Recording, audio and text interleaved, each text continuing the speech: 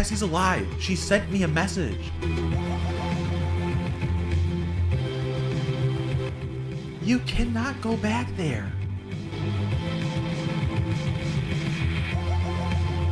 Gregory, there are nightmares there you do not understand.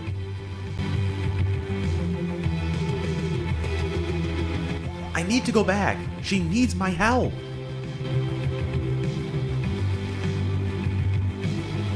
I won't stop you, superstar.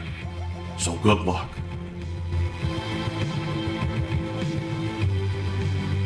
Alright, Cassie, I'm here.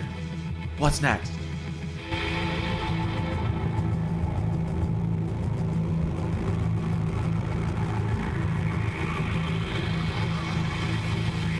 Gregory, help me.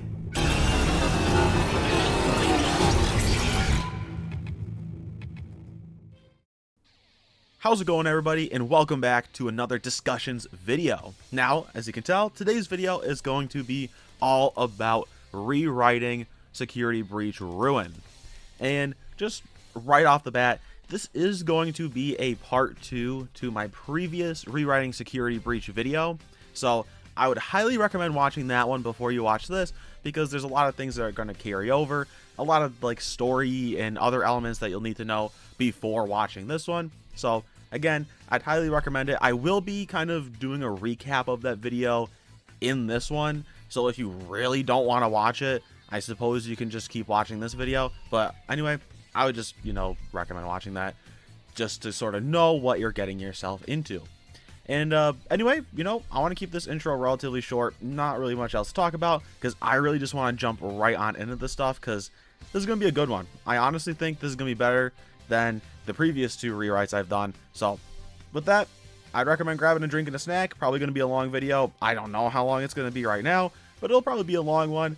And anyway, don't forget to like and subscribe, and let's just get right on into it by talking about some of the changes.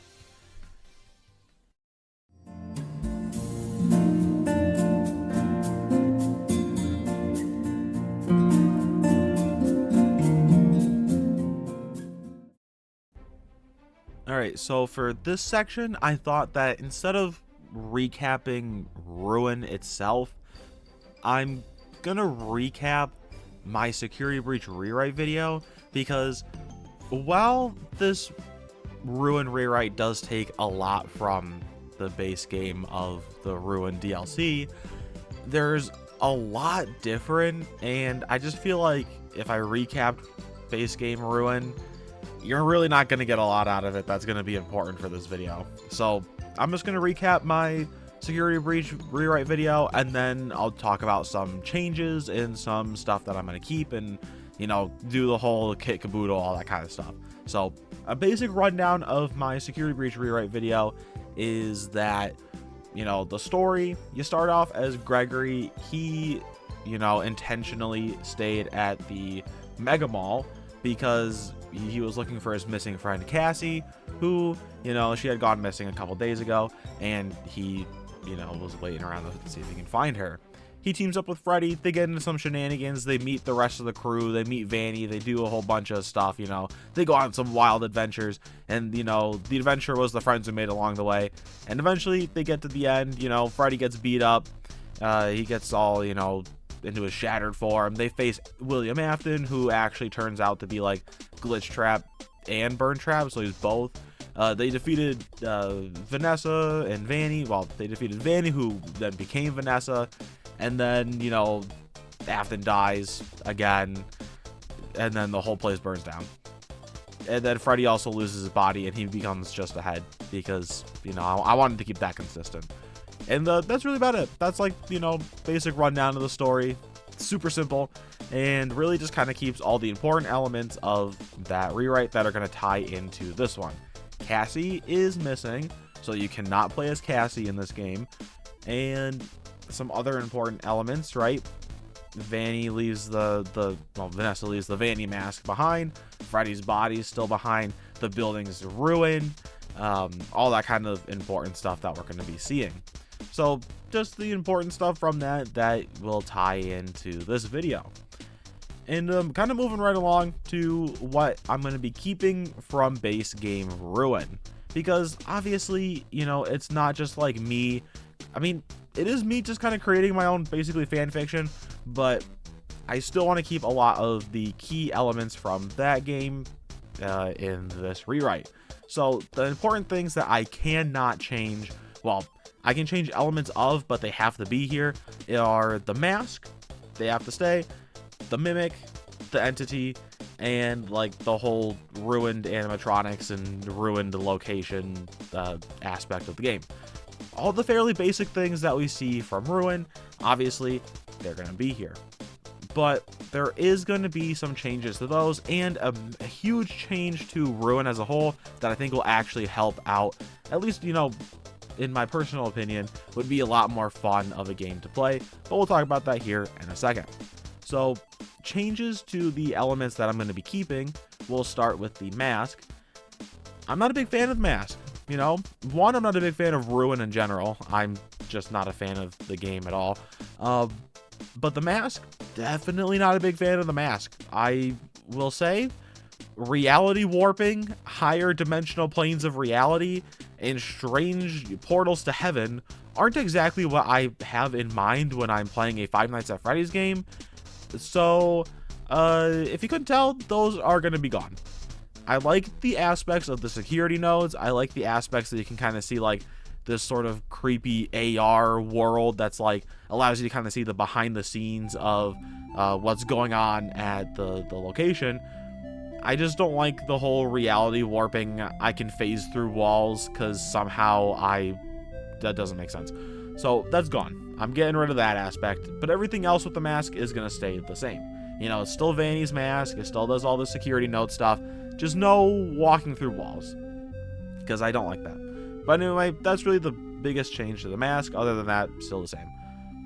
The entity, also not really that drastically changed.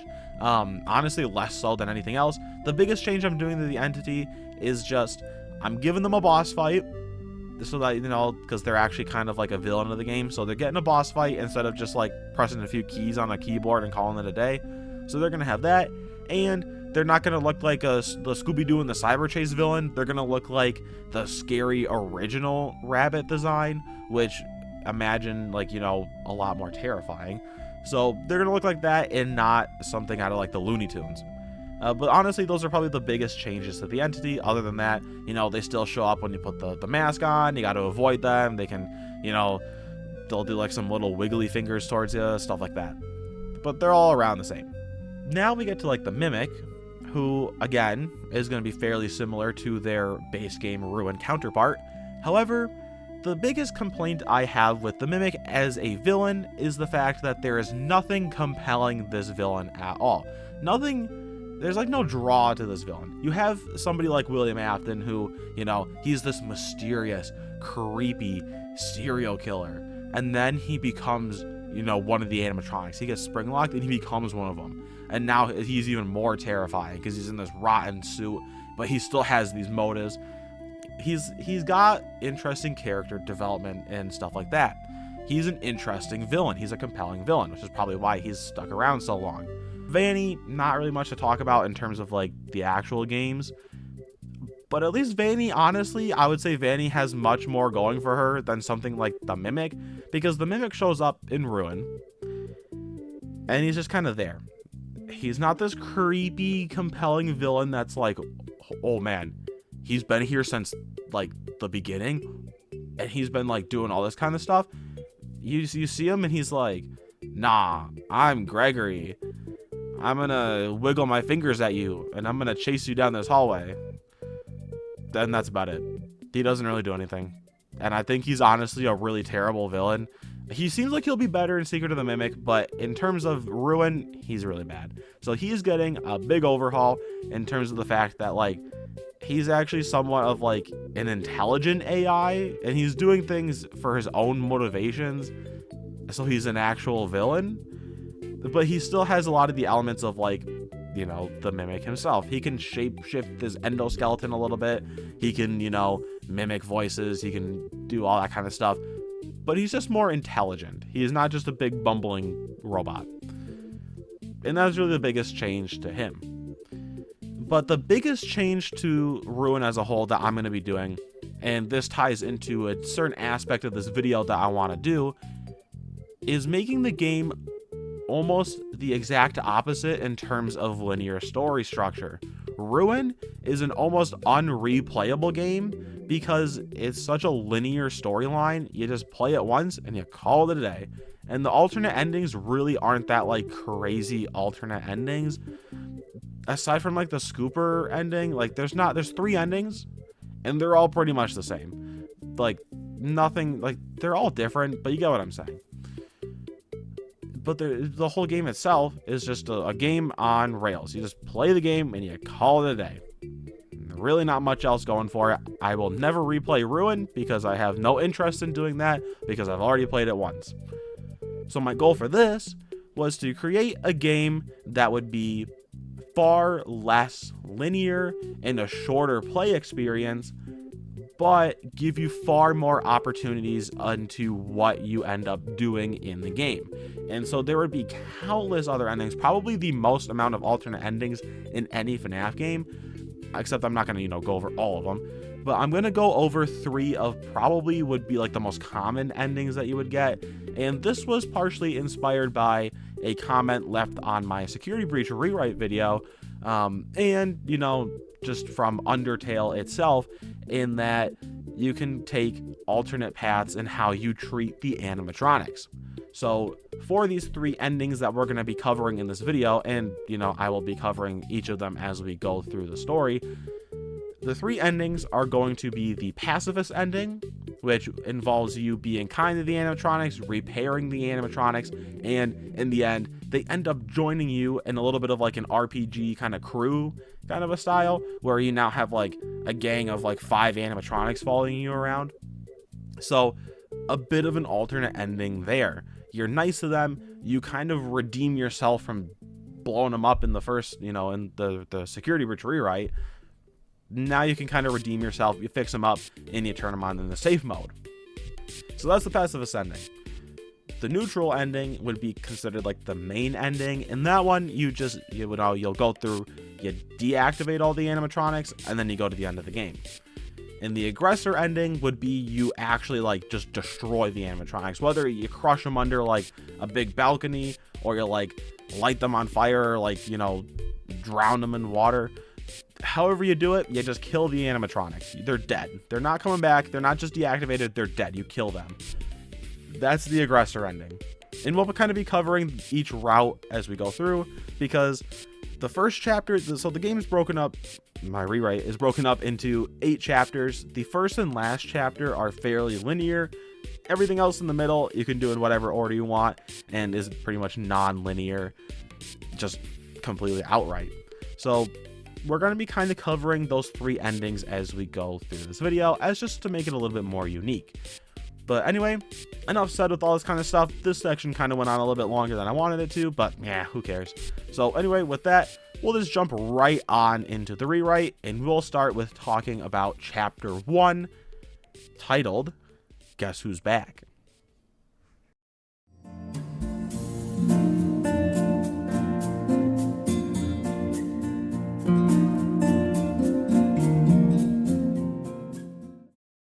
So chapter 1 starts off much in the same way that base game Ruin does, with our protagonist entering the ruined Freddy's location in search of their missing or trapped friend. Now, obviously in this case, we're Gregory because Cassie's the one that's supposedly trapped, so Gregory sneaks his way into the old Freddy's location. It's all ruined and destroyed, but it's still like, it's the ruined building. But this time it's at night, so you don't get the shot of like the sun shining through the windows. This time it's just at night, so you get like the moonlight going through the windows. I don't know, just makes it a little bit creepier. But you enter this location, and your character would have a flashlight right off the bat. You don't have to find one because Gregory came prepared. So you have your flashlight that you can use to look around, because the game would be very dark, seeing as it's at night and the building has no power. You have the flashlight, you just gotta look around, and right at the start, there's not really too much going on. You can just look around, you can explore, you're in the main lobby of the building, and just can kind of do your thing. But you will notice Freddy's headless body laying in the middle of the lobby, right in the same spot that it was at the end of my security breach rewrite in the, in the cutscene where Vanessa had to remove Freddy's head to save him. His body's still there, just lying in the exact same spot, which means that, there's no power in the building. He hasn't gotten up and moved away or anything, and it's just laying there. And you can go over and inspect it, but once you go over there and you press E or whatever to inspect, a little in-game cutscene will begin, and you'll see Gregory. He has his Faz watch still, and he'll get a little notification, a little, you got an incoming message, and he'll hear some static, and he'll look at his Faz watch, and Cassie will talk to him over the watch and be like, "Hey, you actually showed up. That's super cool. You came to save me." And Gregory will be like, "Yeah, I'm here. What do you want me to do next?" And she'll be like, all right, yeah. So I'm trapped by this security system, but we need the power to the building back on in order to actually deactivate the security. So I need you to go and restart the building's power." And he'll be like, "All right, cool. Yeah, I can do that," because that would be something that you had to do a lot in the security breach rewrite. So it carries over here. So you just got to go to the basement and restart the building's power. Seems simple enough. Not too bad. And as you go down there, you go to the stairs in the basement and all that kind of stuff. As you're going down there, you'll hear some faint or kind of close jingling noises and some little bit of laughter. And every so often you'll turn a corner and you'll see a glimpse of something quickly move behind the wall in front of you. Or if you turn around, you'll see him move behind the wall, the wall that's behind you. And it's Moon, and he's kind of stalking you. He's not necessarily actually hunting you, but you are being followed by Moon. And it's just to give it a little bit more of a immediate tension kind of a thing. So you work your way to the generator room. You'd have to go through alternate paths or climb through a vent or stuff like that. But you get there and you just have to repair the generator. And as you're doing this, you'll still hear Moon, and you might expect that there's going to be some similar mini game where you have to fend off Moon while fixing the generator. But there's not. You hear him, but he's not attacking you. He's not doing anything like that. So it's this creepy tension of something's supposed to happen, but nothing's happening. So you fix the generator, you'd have to maybe go to some other areas and fix things up or grab something. You fix the generator, the building's power comes back on, the lights turn on, and everything's yay, you did it. And once you do that, you'll get another little ding and an in-game cutscene, and Cassie will be like, "Sweet, you got the building's power back on?" And Gregory's like, "Yeah, I did." And she's like, "All right, awesome. So our next step is we need some tools to actually have you be able to deactivate the security system. You can't just walk up to whatever and do it. You need certain equipment to do so, such as a Faz wrench and a virtual reality assistant mask. It's not called the Vanny mask, but it is the Vanny mask. So basically Cassie's like, you need that and you need a Faz wrench. And Gregory's like, well, where the heck am I supposed to get those? And she's like, well, I just happen to know somehow that there are potentially some of those in the old pizzeria that's underground. And Gregory's like, oh yeah, I know what you're talking about. The Pizza Sim location. You gotta go there. So Gregory's like, all right, yeah, I know where to go. I'll go there and then I'll, contact you back or whatever. But as he says that, the generator, the building's generator starts to spark, or there's little bits of electricity shooting out of it, and then they shoot up into the lights, and the lights all pop from the too much power, which I don't even know if that's actually how something works, but it happens all the time in games. So all the lights kind of explode in the basement, not all of them, but a ton of the lights in the basement explode, and you're left in super dim or dark lighting. And now it's oh, Moon's gonna attack for sure, right? It was leading up to this. We caught you off guard. Now Moon's gonna attack for sure. The lights are out. But instead, you hear this creaking and these shuffling noises. And this will be back in the gameplay now. You turn towards one of the doorways, and it's a ruined endoskeleton. And then you'll hear more from behind you, and you'll turn around, and there's more ruined endoskeletons. And they're not the ones that we see in Ruin, which are just the regular endos, but they're just the same. They're not damaged at all. These ones would actually be ruined, and so they're much more like they're much creepier and stuff like that. So you gotta deal with the endos now. They're hunting you in the dark. You gotta deal with them. And I got inspired for this from a comment left on the last video that talked about it would have been cool to see the endos hunting you in the dark. I like that idea, so I put it in here. And so that's where that idea comes from. But you gotta, it's the same kind of deal. You look at the endos, they don't move. So you gotta make your way to the pizza sim location from your current position while having to avoid the endos. But once you make it through the hallways, you get to the location and you get into like the back hallways areas where Freddy hunted you in the last one, the endos would leave you alone. They'd go away. So you work your way back to the pizza sim location. You walk in there and everything's a bit more damaged, a bit more burnt, since that's like where the epicenter of the fire was at the, the end of the game. But there are some noticeable differences, including the portable Fazbear camera computer thingy that we see in Ruin and Help on it too. Like the little, it's got like the screen on it and like the trays on the side. I'll have a picture of it up. You see one of those. You see a Faz wrench and a Vanny mask on the ground next to it in the middle of the room. Why are they there? Who knows? Maybe a hint towards another game. But they're kind of conveniently there. So you can walk up and you can grab the Faz wrench and you can grab the mask.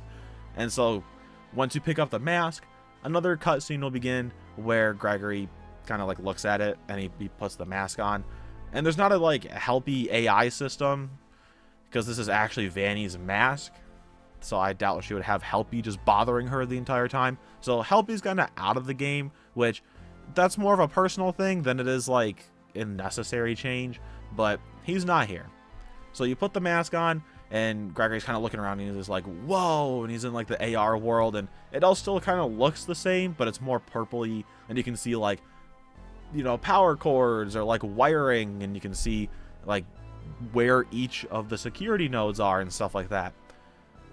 But then he's got the mask on, and you hear a creepy like laughing, growling kind of sound coming from the hole in the ground that would be, in the pizza sim location. And so Gregory would turn and look over there, and you see the skeletal hand reach out of the hole, and then another skeletal hand reach out, and then you'll see this creepy skeletal rabbit head coming out of the hole here, and he's looking straight at you, and he'll kind of stop and he'll stare at you for a minute. And then all of a sudden he'll glitch, and he'll like glitch closer to you with his arm outstretched. And then he'll glitch closer again, and he's like right in front of you. And Gregory would take the mask off and be like, whoa, right? He's super scared. But the rabbit's not there because he's only in the AR world. And then he's like super scared. He's like, what the heck was that? And then his watch will ding again, and it'll be Cassie, and she's like, did you get the mask? And Gregory's like, yeah, I got the stuff. You didn't tell me about the scary rabbit dude who's gonna hunt me down. And she's like, oh, well, yeah, that's the security system. He's like super mean or something. She'll talk like a kid and be like, yeah, he's super mean. He's the one that locked me up in here or whatever. And that's the guy that you got to defeat. But you got to take out the security nodes first in order to get to him.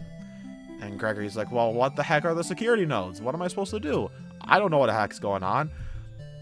And so she'll explain, well, the security nodes are all around the building, but each animatronic, or like each of the main animatronics, so she'll list them, DJ Music Man, Sun/Moon, Glam Rock Chica, Roxy, Monty, and Bonnie. Technically Freddy would be too, but he's taken care of since, he kind of is his boss. You get what I'm saying. Freddy's taken care of. You don't have to worry about him. So there's 6 animatronics to go up against. And she lists those off as like the main security nodes, and then, those are the ones you have to deactivate before you can get down to help her out. And so that sets up what your next objective is. So she's like, just go deactivate them, and then come down here, help me out. You can deactivate the security system, and then I'll be free to go. And Gregory's like, all right, I guess that's my quest now. That's what I'm gonna be doing. And that's kind of where chapter 1 ends.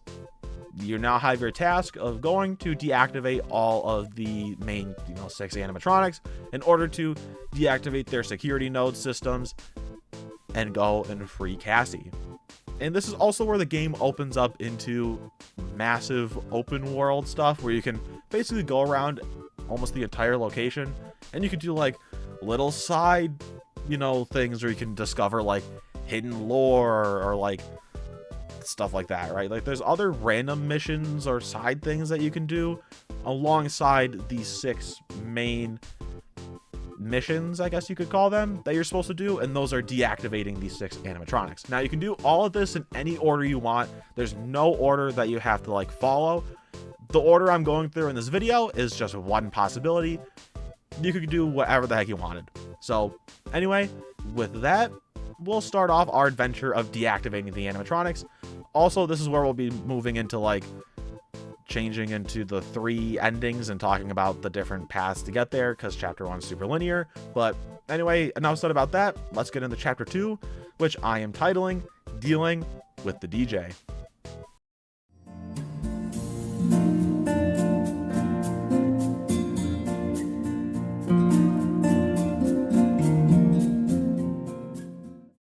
So, dealing with the DJ, as the name of the chapter obviously suggests, is us having to deal with DJ Music Man and deactivating his security node.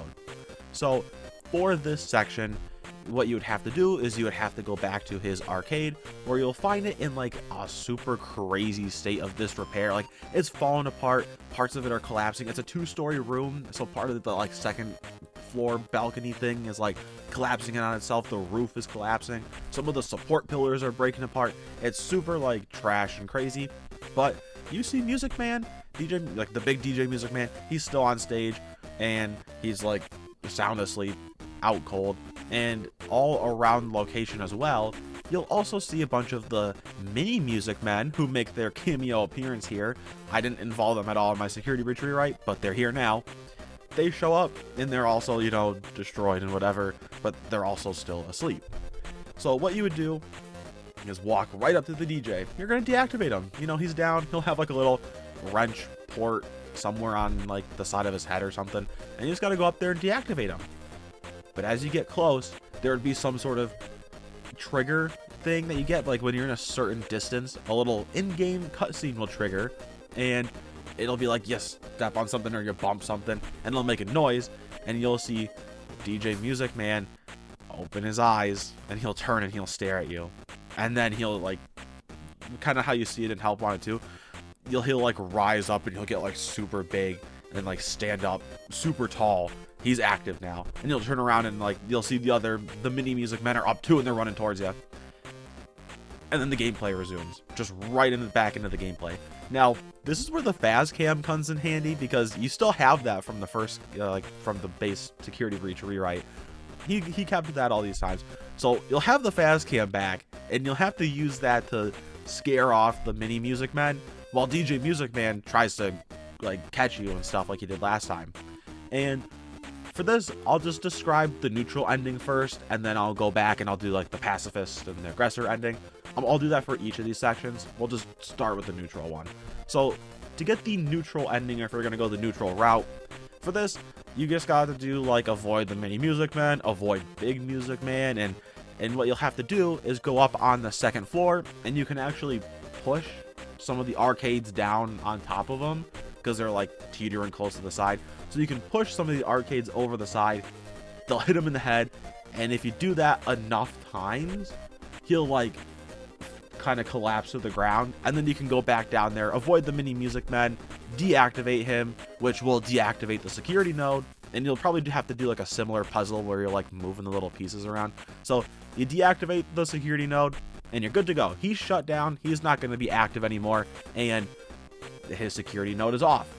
You did it. You won. Pretty simple, pretty straightforward, but I think it offers some difference in terms of the DJ Music Man boss fight, because I had a similar one in my rewrite, but this one at least it's a little bit different, and you're actually having to like do something.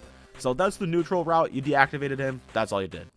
For the pacifist ending, if you want to actually save DJ Music Man, you'll have to go around and repair the audio system. So you can go up to like speaker boom box thingies or like little power setup stuff, and you can like repair it, fix it while warding off the mini Music Men. And once you've fixed enough of the like music setup stuff, you can go back up and reactivate the main power, turning on the speakers, and music starts playing. And DJ Music Man gets reactivated into safe mode. And reactivating the animatronics into safe mode is what also can deactivate their, security node. So for him, pretty straightforward, pretty simple, and now he's like super happy, right? You reactivated his safe mode. He's now super happy, and he would be like dancing on stage like he did in base game Security Breach. He's like grooving to the music, and the mini music man would actually be doing that too. They're not hunting you anymore. They're also like boogieing it down on the dance floor. They're having a ton of fun, and that's really the last time you'll see them. His is honestly the most basic out of all of them, but I just felt like I needed to include him and the mini music men because the mini ones are a big part of Ruin. They're kind of all over the place, and we never got to see the big DJ in Ruin, so I thought it'd be fun to include him here and have a little bit of a section. Plus, I didn't really know what other animatronic to have get their own section, so that's about it for this.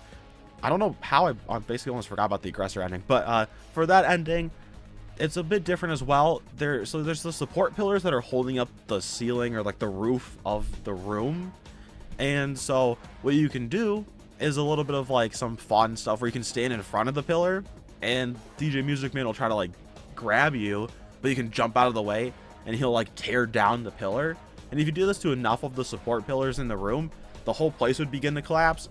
You just got to make your way out of there, and basically you just collapse the whole like that whole section of the building on top of DJ Music Man, and he's dead. And so you'll get crushed and killed, and he's deactivated. And then now the security node's offline. You're good to go. Yay. So that's all three of the endings. Pretty straightforward, pretty quick. Neutral ending, that's the true ending technically, so you just deactivate him. But this one I thought would give some more fun stuff for DJ Music Man. But that's honestly really about it for his section. Not much else to go on here. The other characters will have quite a bit more to talk about and are a bit more interesting, so we'll move right along to chapter 3, which is Duel at the Daycare.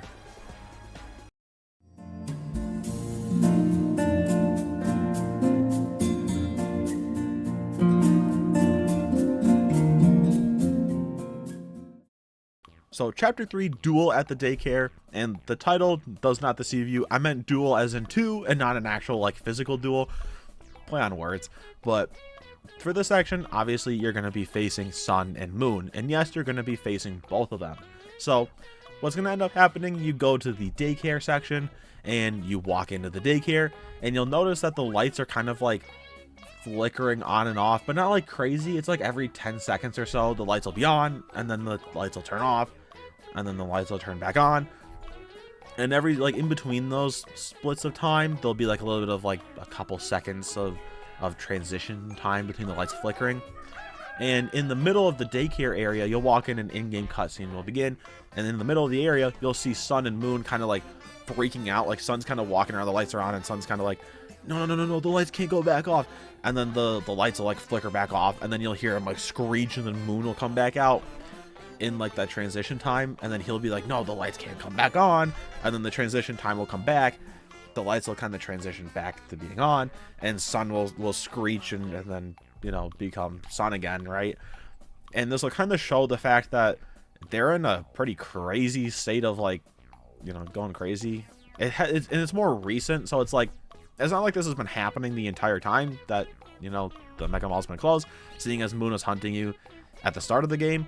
But this is something that they like went back to the daycare. They're like, yeah, we're not gonna kill him. They went back to the daycare, and then the lights went back on, and they're like, oh shoot, I guess this is what's happening. So they're kind of going a little bit crazy now. They're like, this needs to stop because it's really painful. But they'll notice you walking in, and Sun will be like, hey, I remember you. You're a friend, because Sun had left on friendly terms. But he's also not really happy because he's like, you reactivated the power. So he'll be like, hey, not a big fan of that. We need to play a game though. I want to play a game. Let's play some hide and seek. And so he's going to want to play hide and seek again. Kind of similar to what we had in our base game rewrite. So he'll drag you into the play area, and he'll be like, let's do some hide and seek. But the difference is there's no rounds in this one.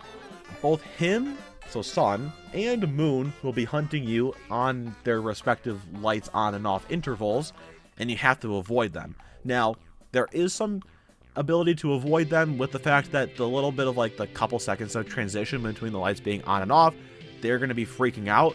So if Sun's like right behind you, but then the lights start transitioning into being off, he'll stop and he'll start freaking out, giving you like 2 or 3 seconds to be able to run away from him before he transitions into Moon.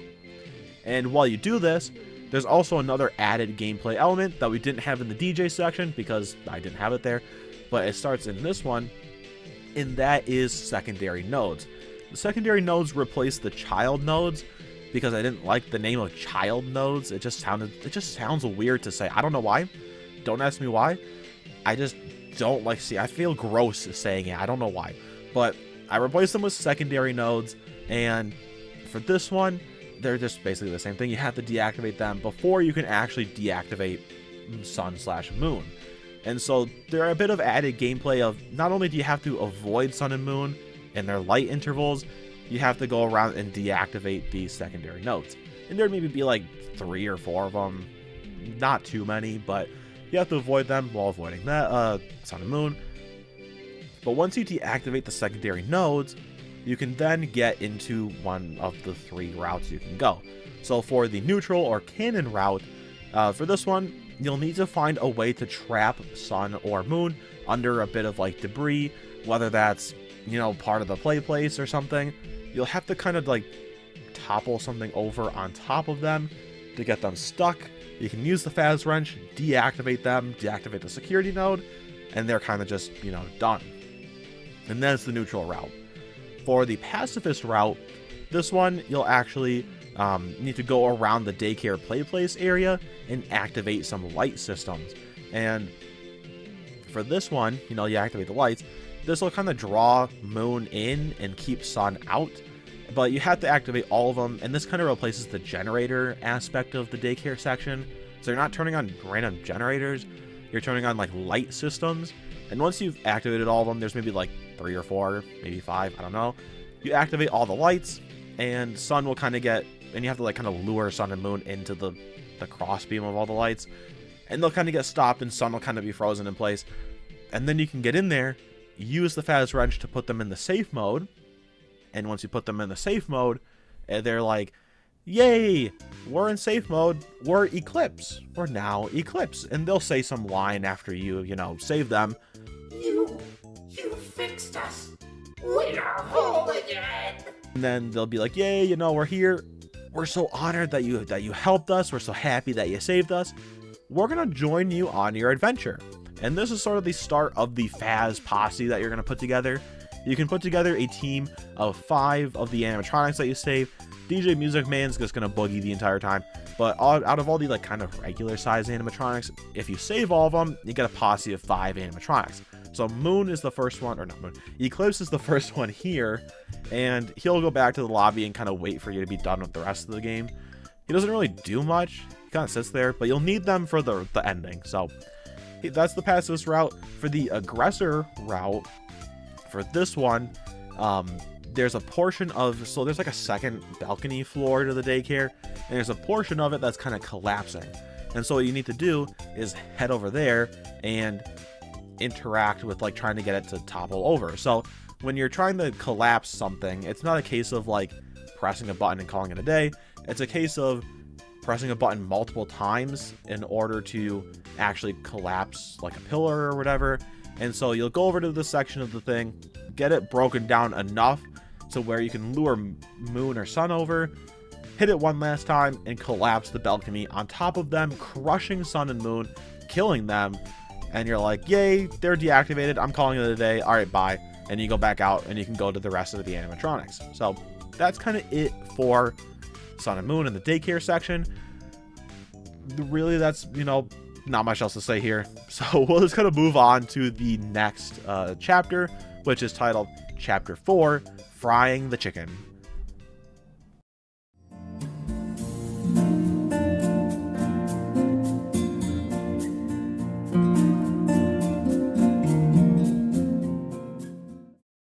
So for chapter 4, obviously our goal is going to be deactivating Chica, and for this section you'll actually need to head to one of the restaurants. Either it's going to be El Chips, or if there's another restaurant in the Mega Mall, you'll go there.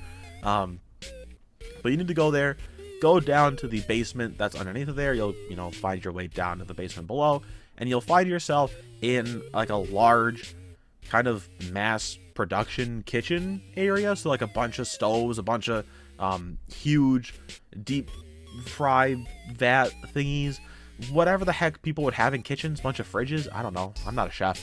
So you have a bunch of stuff that's like kitchen, like a big kitchen with a bunch of big equipment, and it's like oversized too. Like the vats of oil can like fit a person in there. Like if a person fell in, they could fit in there and get fried alive. But like the Fazbear Entertainment doesn't care about safety, so it doesn't matter. They're like, if we can mass produce food using this mechanic, all right, cool, let's do that. So bunch of big dangerous equipment in this kitchen area, and you'll actually find Chica down there as well. So when you actually enter the location, a little bit of an in-game minigame, what am I talking about? In-game cutscene will play, and you'll see Chica kind of like rummaging through some trash or whatever, and she'll hear you enter, and her head will like swivel 360, or not 360, 180 and look at you, and then her body will shift along with it, and she'll turn and she'll look at you, and then she'll start hunting you down. And so now you have to go through, deactivate the secondary nodes while avoiding Chica in this kind of enclosed area. So you're avoiding her, you got to go around, do that kind of stuff. And once you've deactivated the secondary nodes, you can now get into the various different endings. So for the neutral route, you'll actually need to like tip over some equipment on top of her, and while it doesn't pin her down or anything like that, it will kind of damage her a bit until you knock over like one more fridge or something, and it'll like knock her out. She'll kind of topple to the floor, and that'll give you time to get in there and deactivate her with the Faz wrench, and deactivate the security node. She's now gone. For the pacifist ending or route, whatever, you'll have to actually go find her like mini game arcade like you do in base game Ruin. And that's something I'm doing for all 4 of the main Glamrock animatronics, is you have to actually win their missing parts in order to save them. So again, like Ruin kind of almost was going to do, I guess, where you can play Chica's minigame, get her voice box, and reattach her voice box. That's how you get the pacifist ending here. So you find her minigame somewhere in the Mega Mall. It's not like it might be close by, but it's somewhere in the Mega Mall. Maybe it's random every time too, so you have to actually explore to go find it. So you get the voice box after winning. You can go back through here, do the ending, or to the section, do the boss fight, and then once you got all the secondary nodes done, then you have to find the way to actually pin her under something, whether it's a fridge, whether it's I don't know, a cabinet, something. You have to pin her under something in order to reattach her voice box and beak, so she'll get her beak back too. So you reattach these elements and then put her in the safe mode. And once you do that, she'll kind of reactivate, and she'll be like into safe mode Chica. She'll be super nice, and she'll say something when she reactivates, and then kind of go on her merry way, and she'll join Eclipse in the lobby area, and you'll start to grow your little posse of animatronics. So for the aggressor ending though, this one, I don't know what I have against Chica. I really don't. But you're gonna basically fry her alive. So for this one, there's the big vats of oil, and there's like maybe 2 or 3 of them, and you can activate any one of them, and you basically just have to start warming it up and run around and avoid Chica getting you until it's like hot enough to boil, and it'll give like a little ding noise once it's done, and then you'll have to run up. There's like a second layer of catwalks that go up above the vats, because Fazbear Entertainment almost wants their employees to die. So you go up there, and once you're over top of one of the vats that the vat that you activated, and Chica's hunting you down, a little bit of a quick time event will occur where you have to like press a couple buttons to break the floor beneath Chica, where she'll then fall into this vat of oil and get fried alive. And then eventually, she'll die, and you're like, yay, I killed her. No more security node, and you just killed her again. So I don't know what I have against Chica, burning her alive, boiling her alive. I really don't know. Maybe it's all because of the food stuff. Beats me, but another gruesome ending for Chica. So that's the aggressor ending, and that's kind of it for Chica's section. Relatively basic and straightforward. But now we'll move on to one of my favorite sections aesthetically. We're moving on to chapter 5, and that is Wrecking the Wolf.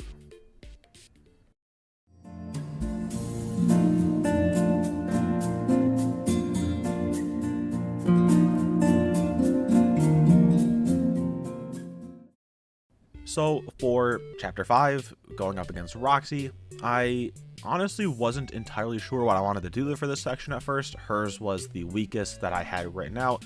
I didn't know what I wanted to do, but I came up with a really cool aesthetic option so that while the gameplay might not be super crazy creative or stuff like that, the atmosphere of her location is really what, you know, gives it that uniqueness. So for her section, you'll walk into Roxy Raceway, and instead of being in like some big enclosed go-kart room, you'll find that a good chunk of the area has kind of collapsed in on itself. There's still kind of some portions of the wall and the ceiling there, but a lot of the walls and the ceiling has collapsed down into the raceway area. And so you get a beautiful shot of outside of the building. You can see the moon, you can see the stars, you can see the forest that surrounds the Mega Mall. And I imagine it's been about a month since the ending of my Security Breach rewrite. So there's been enough time for like grass or moss to start making its way in there. And so the room is kind of, it's not like super crazy overgrown, but there's starting to be, and you get to see outside, and it gives it this kind of cool, almost like you're actually outside kind of experience. And I think that way it sort of plays up into the wolf aspect of her too, since it's like a full moon, the moon's shining and bright, she's a wolf, right? Kind of plays up with the wolves in the forest and the full moon kind of scenario kind of there. So what'll happen is there'll be a little bit of an in-game mini game when you walk in. You'll get in there, and maybe like Gregory will step on something or knock something over, make a little bit of noise, and Roxy will like kind of look up and be like, "Who's there?" And then you'll see her stand up, and she'll start roaming around, and that's where the gameplay takes over. You'll have to go around, deactivate secondary nodes. You know, we've been through this routine. Do that kind of stuff as she's like hunting you down. And once you deactivate those, you can get to the different ending routes. So for her neutral ending route, I thought it would be kind of cool to have you have to topple a part of the loose wall on top of her, not crushing her completely, but getting her kind of pinned to the point where you can get in there and deactivate her with the Faz wrench and, you know, deactivate the security node, and then she's done. So that way, you know, you're kind of dealing with more of the fact that the building's unstable, because I feel like you don't really do much of that in the base game of Ruin, except for the 3 vent gags, and they're really not even that funny. So you collapse part of the kind of dangerous wall, get her trapped, and take her out. For the pacifist route that you can go, for this one, obviously you need to do Roxy's Arcade, win her eyes, whatever. It'd probably be like some sort of Mario Kart-esque mini game.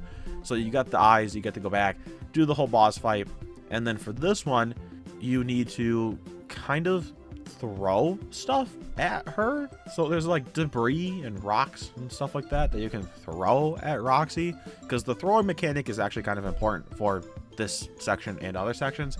So you can kind of throw stuff at her, and eventually she'll kind of get a little bit dizzy, she'll fall over, and you can get in there, reattach the eyes, put her in safe mode, and she reactivates, and she'll say something when she reactivates, and then she'll be as a part of your roster. She'll go back to the lobby, kind of hang out, and now you got 3 people hanging out there. So that's kind of the passive ending. And then the aggressor ending is a little bit more interesting and fun too. So in the middle of the raceway, there's the statue, like the gold Roxy statue on top of the pillars or whatever, and there's a portion of the ceiling that's still kind of there, but like kind of sagging, and the statue is caught in a whole bunch of like wires and stuff from the ceiling, and so it's kind of like very tenuous situation.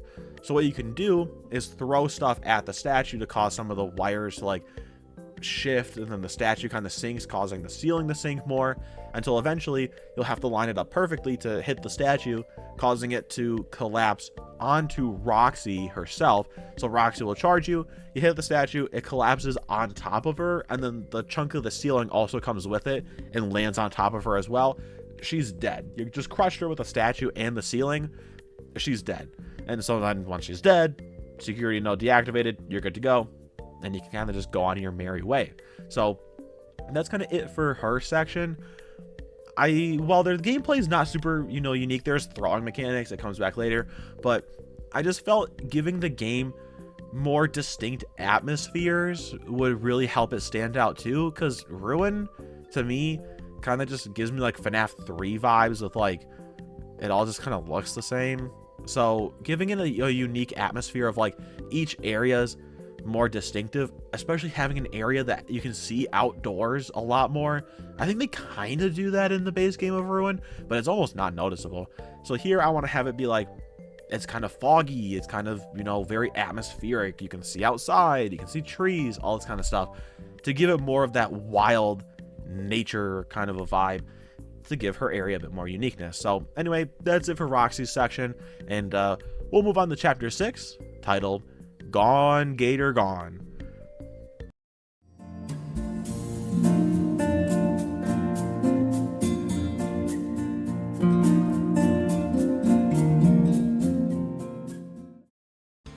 So for Monty's section, Gone Gator Gone, you have to head to Gator Golf, where else, where once you enter the location, you'll have a little bit of an in-game cutscene. Well, it'll like zoom in on Monty. He's acting like an actual gator. He's kind of just sitting on the side of some water, and he'll see you walk in. He'll look over to you, and he's acting like an animal. And you'll see him swim into the water, and then you'll see him kind of swim into like a water pipe. And there's a bunch of different like water pipes that hang around Gator Golf, because it's like a mini golf place, but with a bunch of like water in it as well, and like as a part of the attraction. So he'll swim around some of the pipes because he's big enough, or like the pipes are big enough for him to swim through. And as Gregory's kind of like looking around, he's like, where the heck did Monty go? Monty will jump out of one of the pipes towards Gregory, slam on the ground and start crawling after him. Despite the fact that he doesn't have hands, he's still crawling after you, and that's where the gameplay will begin. You now need to run away from Monty, who's kind of chasing you around Gator Golf, and you gotta deactivate the secondary nodes, stuff like that. And once you do that and avoid him long enough, you can get to going through the different routes. So for the neutral ending, there's actually a bit of like another quick time event where there's a bunch of different grates that you can close on the pipes to kind of prevent Monty from entering those, but you can only close one at a time. So if you close a pipe, Monty can't leave through that one, but he can leave through other ones, and you can only close, like I said, one at a time.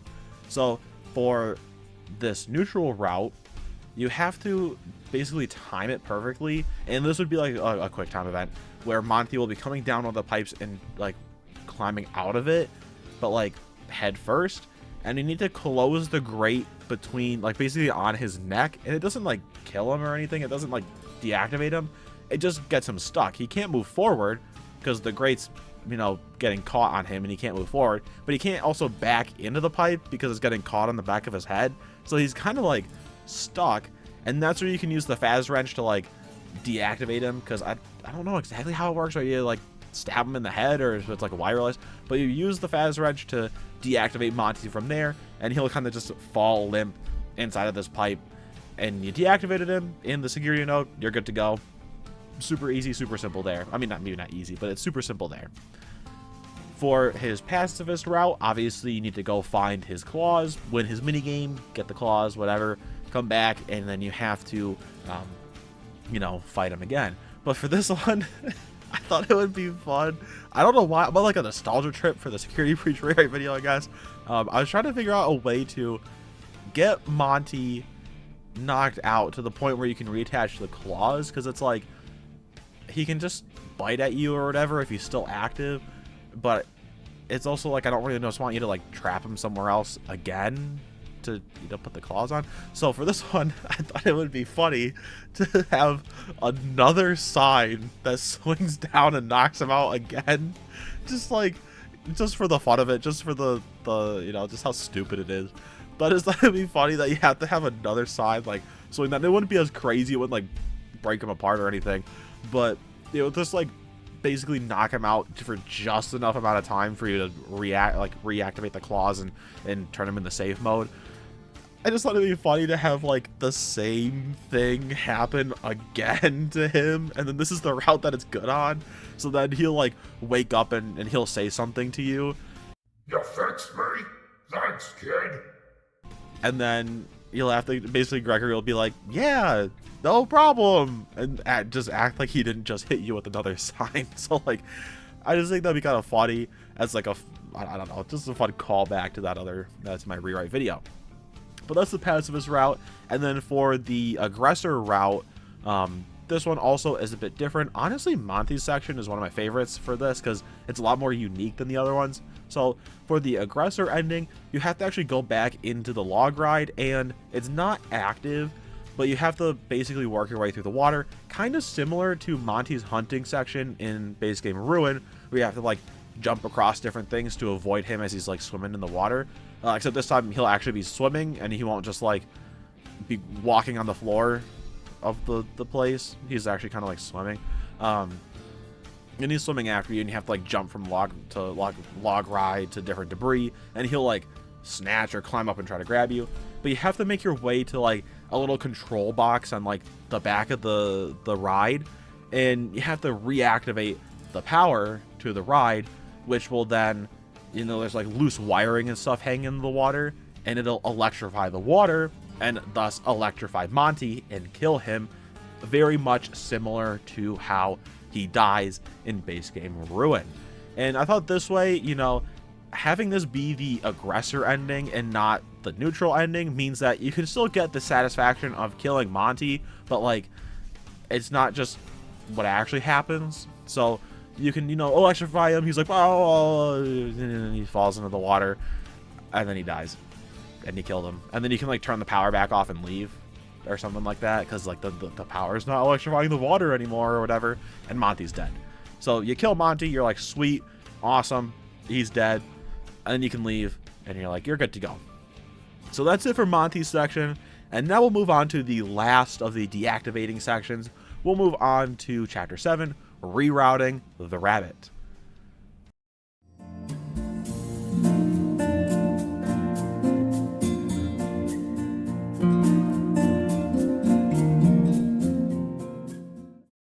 So for Chapter 7, you know, Rerouting the Rabbit, which is the last of the like deactivation sections that we're going to be talking about.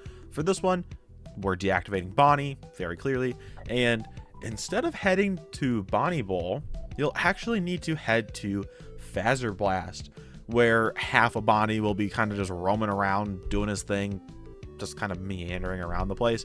And the reason I'm having you go to Phaser Blast is, one, I honestly didn't know what else you were supposed to do in Bonnie Bowl aside from like keep bowling at him, and I'm not going to do that again. So you're not going back to Bonnie Bowl because I didn't think there'd be anything interesting to do there.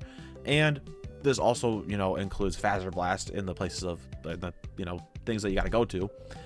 And this actually takes from an earlier draft I had for my security breach rewrite video, where I was initially going to have you face Bonnie when trying to get the Phaser Blaster instead of Freddy. I was going to have Bonnie be roaming around Phaser Blast as you try to complete the game, and then, you know, carry on from there. So I'm actually retaking that element from my scrapped earlier draft of that and adding it here. You have to avoid Bonnie in Phaser Blast in order to, you know, deactivate him. And it's pretty straightforward. It's kind of a collapsed maze of Phaser Blast, which is a little bit smaller than the one that we see in the base game. And you just gotta go around, avoid him, which I have him last because this is probably the tightest location, or like the smallest in terms of like amount of space you have to maneuver. You can't really avoid him. You gotta kind of hear where he's crawling, or if you hear him like mumbling or something, and you kind of have to avoid actually like confronting him, and it's kind of a tight location, so it makes it a bit more difficult there. But the basic thing, you gotta go around, deactivate the secondary nodes, stuff like that, and once you know, deactivate all the nodes, you can get to the alternate endings, And for the neutral ending, you'll actually, I, I don't know why, I'm laughing again. I don't know why I give Bonnie like, I treat him so bad, even though Bonnie is my favorite. I had the fun idea for the neutral ending being like, you have to find debris or other things lying around the place, and you just gotta like pelt them in the head with the debris. So take the throwing mechanic from Roxy's section and just pelt Bonnie with debris. So you just do that until he collapses on the ground, and then you can just deactivate him and call it a day. So that's how you defeat him there. For the pacifist ending, it's actually a little bit different. You have to go, win Bonnie's legs from wherever his arcade is, go back, do the thing, blah, blah, blah, blah. But for here, you actually have to lure him towards the back supply closet and knock over the Princess Quest arcade game that's back there, tip it over on top of him so he gets kind of pinned to the ground, where you can then reattach his legs and put him in the safe mode. And when you put him back in the safe mode, he'll pop back up and he'll say something to you. Thanks for helping me, kid. And then once he's like, yay, I'm free, he joins your crew, and you call it a day. You're like, yay, you saved them, everything's great. Kind of straightforward there. And for his aggressor route that you can go, I have another one where an animatronic gets crushed by something, kind of, the easiest way to defeat an animatronic. But for this, I thought it would be cool to have you have to like push one of the sections of walls from like the Fazer Blast maze on top of him, and then it'll just crush him.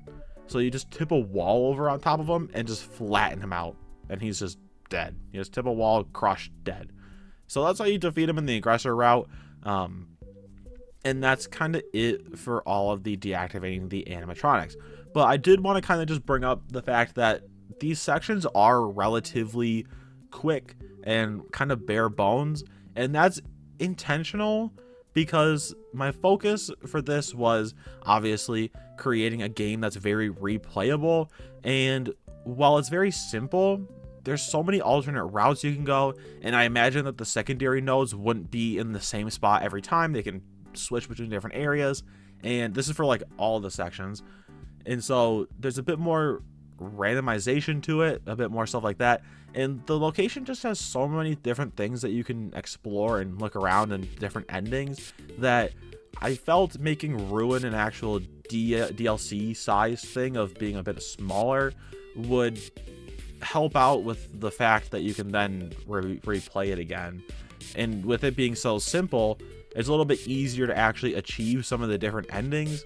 And then that way you don't have to be like, well, I want to get the Scoober ending, but I have to replay the entire game again, and I don't want to do that.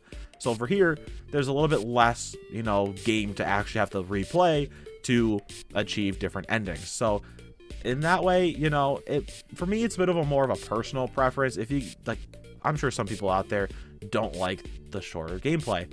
I think it works for what I'm trying to go for, but I just thought I would, describe that here before we actually get into the end of the game.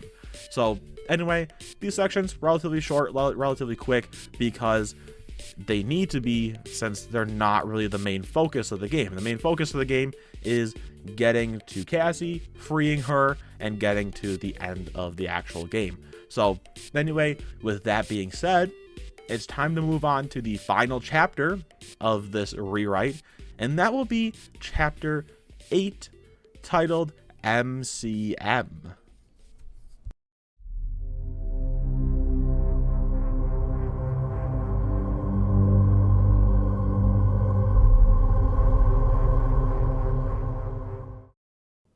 So, chapter 8, which honestly is going to have the most amount of story packed into it, seeing as it's the ending of the game.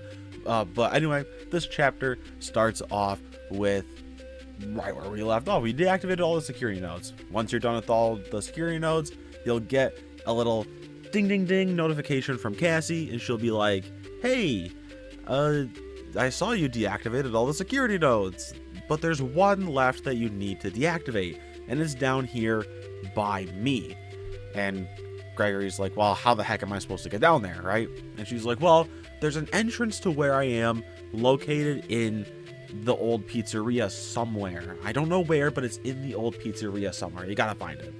So now that's your task. Gregory's like, all right, I'll go see what I can do, and you head on down there. And obviously, you know, depending on which ending you're going for, you might have 5 animatronics following you, but for right now, the neutral ending, you go down there, you've deactivated all the animatronics, you make your way down to the basement, you go to the old pizzeria, and what you'll need to do is enter the like sinkhole area in the pizzeria room area. You know what I'm talking about, like the big hole in the ground. You need to go into there, and that will lead you to the old Afton boss fight area where, you know, you have to turn all the rooms on fire and stuff like that. So you'll walk through there, and the rooms are all charred and whatever, and you won't see any remains of Afton or the actual remains / blob, mostly as a way to be like, oh, you know, are they still here? I have no clue. I don't really know, but it's just, you don't get any confirmation. So you walk through this empty set of hallways and rooms, and what you'll need to do is enter the room that William Afton exited out of at the end of my Security Breach rewrite. So once you go into that room, you'll notice like the old Princess Quest 4 arcade and some other random assortment of like storage supplies, but there's nothing else in that room, and that's the only room that you can go into that's down there. So you're kind of like, well, what the heck am I supposed to do? Well, if you had the mask on, you'll actually be able to find a hidden doorway in one of the walls that you'll need the mask actually on to open, so you can see this doorway, open it up, and it will lead you into a set of old, like really old stairs, probably wooden stairs, but like part of this old sunken building. And so you'll make your way down the stairs, and you kind of have to like jump over holes in the ground and stuff like that, and you'll work your way down, and eventually you'll find yourself in this like collapsed hallway kind of a thing. Like it looks like a building sunk into the ground and began collapsing into the ground. And they're like more industrial hallways, and they look more something like a factory or something like that, like factory walls and hallways and whatever. So now that you're down there, you're like, all right, Cassie, I'm here. I'm in wherever the heck I am. I don't know where I'm going. Do you know where you are? And Cassie will start to direct you towards where you need to go. She'll be like, all right, well, you know, in 20 steps, take a right, and 30 more steps, take a left, right. Like that sounds like GPS. And so you'll just need to follow her instructions to get to where she is. But she knows the place very well, almost too well. And she sounds continuously more and more excited at the closer that you get, which would make sense. But there's just something off about it. You're kind of getting the idea of like she's got more information than she's letting on. There's something that's not quite right. How does she know all of this? And so this would be the sort of hint at like, all right, well, maybe she's, you know, the mimic and she's not actually Cassie, which in the base game of Ruin is just them straight up using lines from the first game that are clearly stitched together. And it's like, oh, really? I didn't know he was the mimic, and they made it super obvious. Here, I think it's like kind of leans into that, but makes it a bit more realistic. Anyway, she leads you down here, and eventually you'll find yourself in a big room, like a big industrial room that's got about 3 doors in it. 2 of them are like kind of just regular size doors, and then the one in front of you is this like huge industrial garage door-esque looking thing.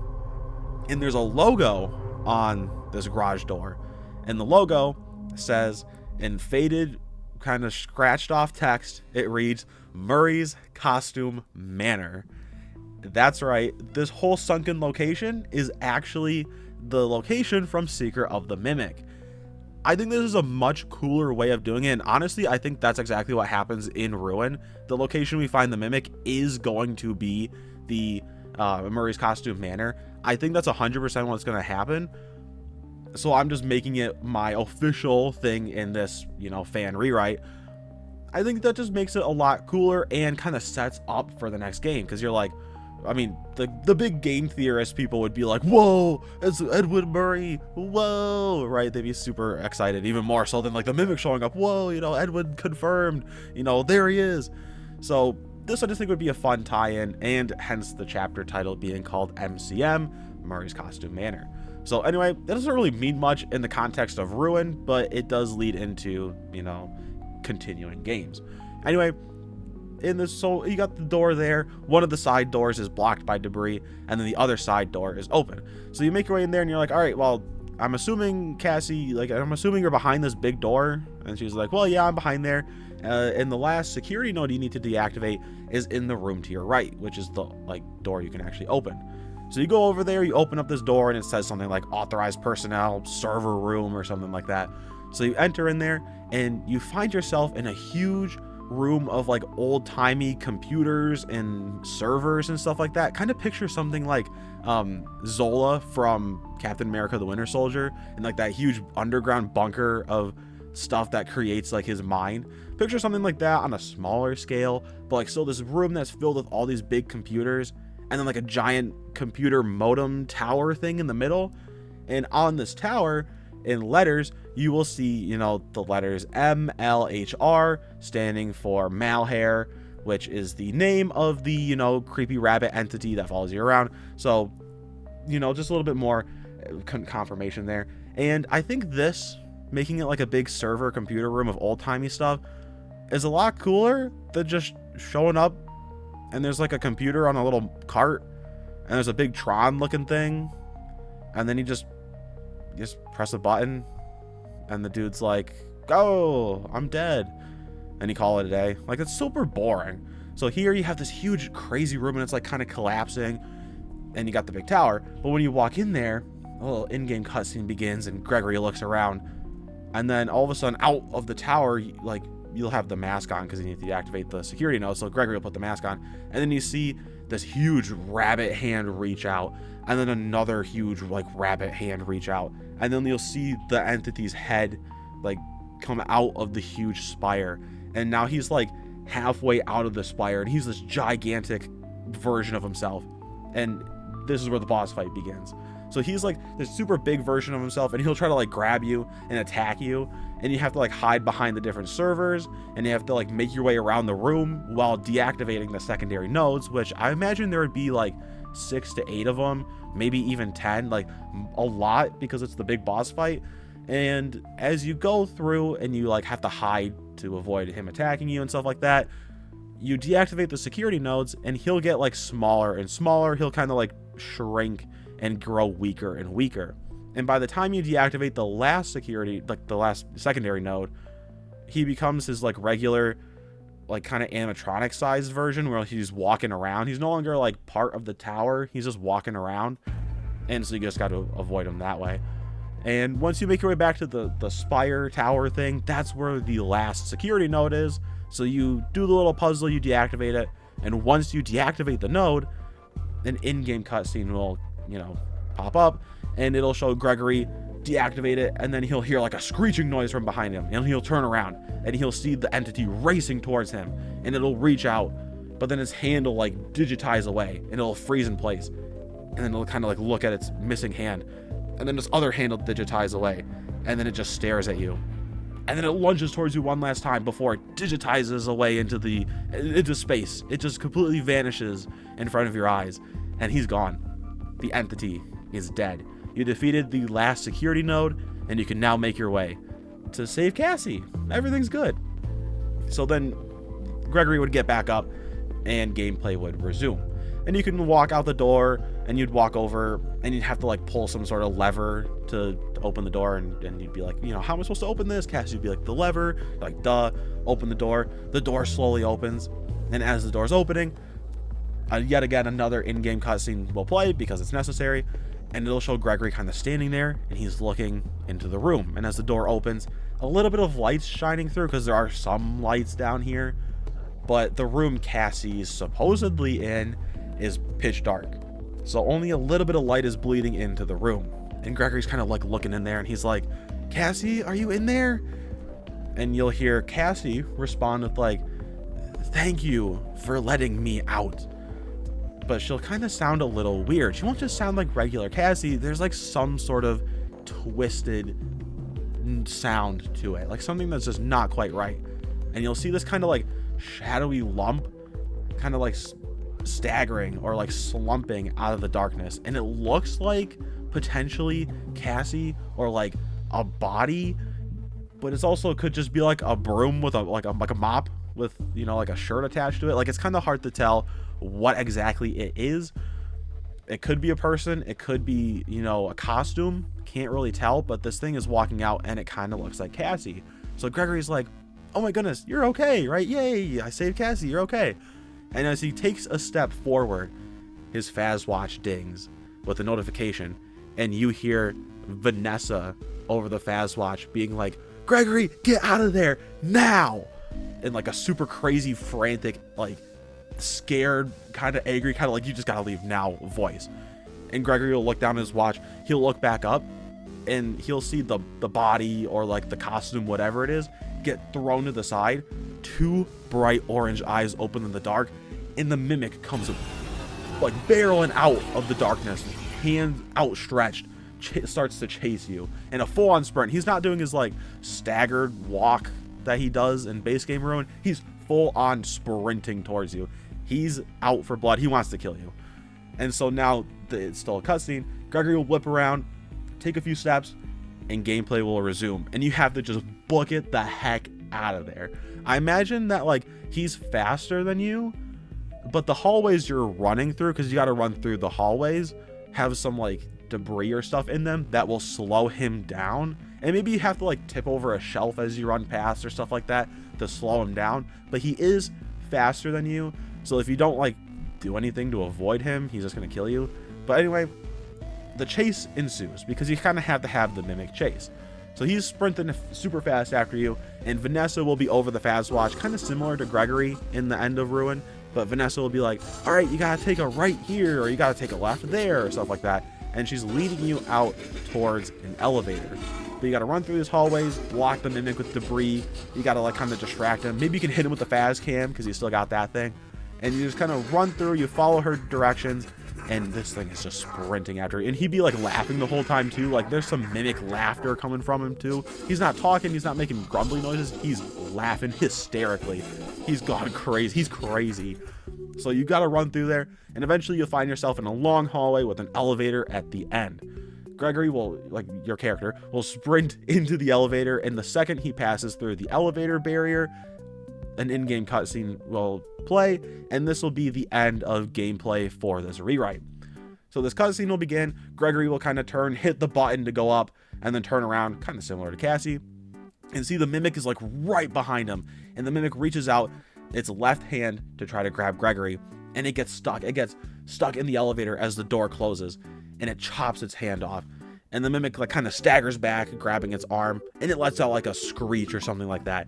And then it just turns and just stares at Gregory as the elevator goes up.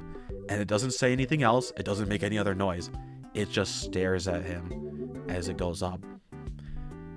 And then it starts to kind of become a little bit more peaceful. It's less super frantic, and it's starting to calm down a little bit. Vanessa comes over the Fazwatch and she's like, Gregory, are you there? And Gregory's like, yeah, I made it out. I'm okay. I'm in the elevator. And she's like, oh, thank goodness, right? And so the elevator goes up. They might talk for a couple seconds, and it goes up. And then once it reaches the top, the in-game cutscene will fade out, and a cinematic cutscene will begin. The ending cinematic cutscene. So it'll show Gregory kind of run out of the elevator, and as he runs out of the elevator, Vanessa's right there, and she cuts the line, sending the elevator careening down. Gregory's obviously out. The elevator careening down on to, you know, make sure the mimic can't like get up with the elevator or like call it back down or whatever. So she cuts the elevator so that they're safe. And then she kind of grabs Gregory and she's like, what the heck were you thinking, dude? I told you not to come back here. What were you doing? You could have gotten yourself killed. And he's kind of like, you know, starting to be sad. He's sad because he's like, you know, Cassie's probably dead. And he's also sad because he's like, I'm getting yelled at. And then Vanessa kind of like takes a breath and she's like, I'm just happy you're safe. You know, it's so good that you're safe. I'm just happy that you're here. I'm sorry about everything that happened, but we just need to get out of here. Okay. We need to go home. And Gregory's like, all right, fine. We can go home. And it's like starting to be sunrise, and Freddy's also there because Freddy kind of has to be there. I wanted to include him like a cameo. And I imagine Freddy, since he's just his head, it'd kind of be dumb to just kind of carry him around the whole time. So I imagine that he's got like an RC car attached to him, probably from Gregory, and he probably looks something a little bit like Frobo from Amphibious season 3. Great show, by the way. He looks something like this. I'll have a picture of him up. So just kind of picture that, but Freddy. And so Freddy's kind of just sitting there. He's in the grass, and Vanessa and Gregory walk out, and they're in this like supply shed that's kind of like a little ways away from the Mega Mall. They walk out of there. There's birds chirping in the air. It's a beautiful morning. The sun's rising, and they're like, let's just go home. And it's like a kind of, oh, it's a sweet ending. They escaped. You know, it was super crazy, but let's just get out of here. And they walk away. But then the camera doesn't fade out. It turns back to the shed. And it turns back and goes into the shed and looks at the elevator shaft, where you hear some kind of like scraping noises. And then for one last jump scare, boom, the mimic's hand reaches over the top and claws into the ground. And then the screen cuts to black. And then the credits would roll. And then, you know, do the whole credit sequence. I'm not going to do another one here because I did that in the last video. But you have the whole credit sequence roll. And it's like, yay, you did it. You won. It's a great day. And that's it for the neutral ending. You know, you finished the game. You won. The mimics tease to still be out there, and he's going to be out in the world. But Gregory survived, you know, and nobody got sent down an elevator shaft. So that's a good thing. But that's how the neutral ending ends. That's the quote-unquote canon ending for my rewrite. And obviously I want to talk about the other two. The pacifist ending route, pretty much most of it is the same, getting towards Cassie. The boss fight with the entity would be a little bit easier because you'd have like the other animatronics distracting the entity for you to disable the nodes and whatever. So that would be easier. And then where it really changes is the mimic chase, because I imagine the pacifist ending is like the super good ending, so it turns out like really nice for everybody. And so, well, except for Cassie because she's not here, but it turns out nice for everybody. And I imagine, so you got 5 animatronics on your side, right? And so you just walk back out and you're like, oh, whatever, hey, is that you, Cassie? And Vanessa will get over the watch and she'll be like, you know, you got to get out of there. And then the mimic charges towards you. But then the other animatronics basically just jump him and like destroy the mimic, just beat the crap out of him, like tear him apart, beat him up, stomp, kick him. They just jump the guy and they just kill the mimic. And they're like, oh, yeah, he's dead. And Vanessa's like, oh, cool. Well, here, I'll lead you to the elevator. And then they just leave. And they all just leave. They go home. They'd have to take the heads off of the glam rocks because they can't leave because the body's connected to the building's power. But they just leave. And they're like, all right, yeah, we did it. We killed the mimic. Let's get out of here. Let's go home. We got more people to add to the family. And then they just leave. And that's how it ends. I just think it's fun for the pacifist ending to be like the one where the mimic just gets brutally jumped and killed by the other animatronics. I just think it'd be fun. So that's the pacifist ending route. The aggressor ending route is kind of similar. Again, you make your way down there. You make your way to the server room. But the boss fight is a little different. Now, I imagine to actually unlock the true aggressor ending, you have to have destroyed the previous 6 animatronics. Even if you saved one or only deactivated one, you can't get the true aggressor ending. So the true aggressor ending would be you destroy all 6 of them, you make it down here in the server room, you can actually begin to collapse the room in on itself, thus destroying all the equipment and killing the entity by collapsing the room, which would also cause the building itself to be more, you know, unstable since it's a sunken building. So you'd make your way back out, you'd open the door, and the mimic wouldn't even try to like, oh, I'm Cassie. He'll just straight charge you right away, resulting in you having to run away. But this time, as you're running, if you've managed to kill every, you know, hostile character towards you, you'll get the option to not only knock over stuff to block the mimic, but begin knocking over different like support pillars or like weakened things that are like holding up the ceiling or holding the building together. You can begin kind of knocking those down as you run, which would cause the building to begin to collapse in on itself. And then you'll do the same thing. You'll run to the elevator, you'll turn around, but instead of the mimic being right there and its arm gets cut off, it's down the hallways a little bit, and then the ceiling of the hallway collapses on top of the mimic, crushing him, killing him. He's dead. You go up the elevator, you get the heck out of there, and you're like, and they're like, yay, you know, like, you shouldn't run away, but like, hey, you lived, yay. Vanessa and Freddy are happy. But Gregory, instead of being like sad and then happy, or like happy that he managed to save all the animatronics, he's just got like a straight face. He's got like a blank face. It looks like he's dead inside.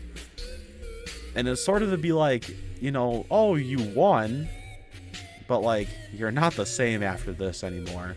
You're not the same kind of like, hey, I'm a happy kid. You're a lot different now. So that's the aggressor ending. They all end relatively the same, but how you get there is very different.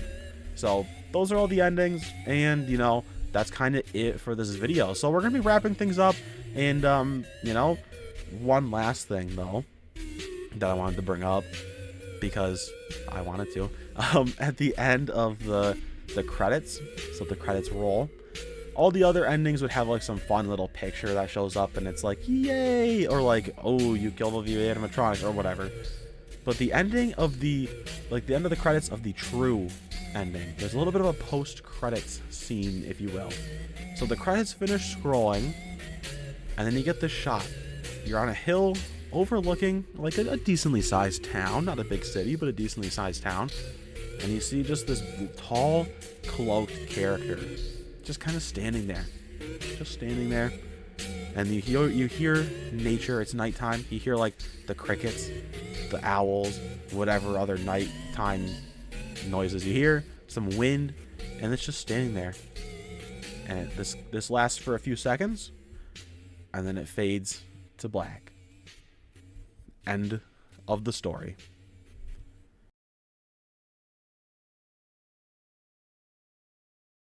Well, I hope you enjoyed that video.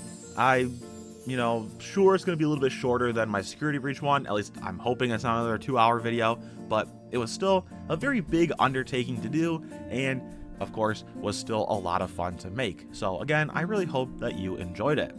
But I wanted to give a quick shout out to the Baldwin Birds 2, who provided some of the voices for this video. I will have them up on screen about like who he voiced. So just a massive shout out to him. He's done, you know, a handful of voices for some of my past videos, and hoping to, you know, keep that going on for future videos. But again, just thank you so much for providing those voices, and just thought I'd give you a little shout out. And yeah, with that, you know, we're getting towards the end of the video here, since it's the outro. But like we usually do, I want you guys to go check out my community tab, because there's going to be a topic poll on there of what topic you want me to, you know, do for my next discussions video. And I think there's going to be some interesting options you guys might enjoy. So the first option is another rewrite video, this time on Help Wanted 2, because there's a little bit of a tie-in there where you find, you know, the Vanny mask in, you know, this rewrite, kind of ties in the Help Wanted 2 and some ideas I have for that. So if you want me to rewrite that game, of course, go vote on that option.